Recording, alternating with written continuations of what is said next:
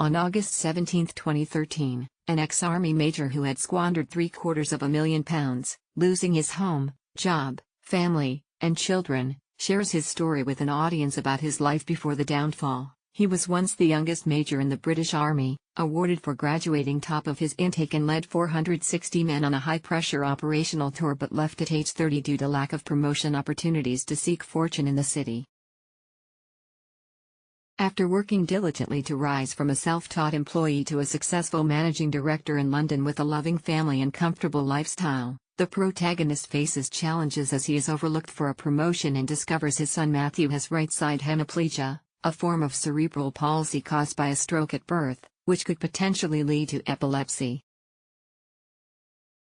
During a heat wave, the speaker's son Matthew begins to convulse in his arms. Despite initial panic and mistakes, he manages to keep him alive until the ambulance arrives 40 minutes later, after which he spirals into denial and turns to gambling as a coping mechanism, gradually withdrawing from his roles as a husband and father as his losses begin to outweigh his wins.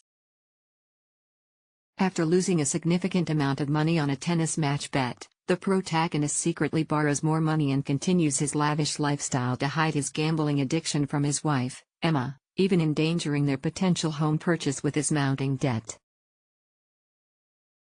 Struggling with a hidden gambling addiction, the protagonist loses his job due to misuse of corporate funds, lies to his wife about it, neglects their son while consumed in betting online, and eventually drives his family away. In a spiral of self-destruction, he sells off precious personal items including his wedding band and a treasured sword.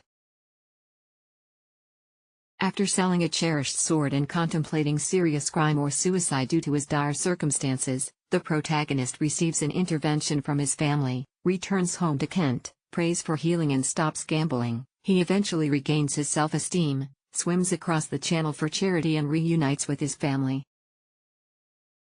After overcoming a gambling addiction, the protagonist starts a charity offering free recovery courses, writes a bestseller to pay off his debts, volunteers at the debt charity that helped him, and despite losing his marriage, he maintains a strong relationship with his children, ultimately confessing his past mistakes to his eldest son.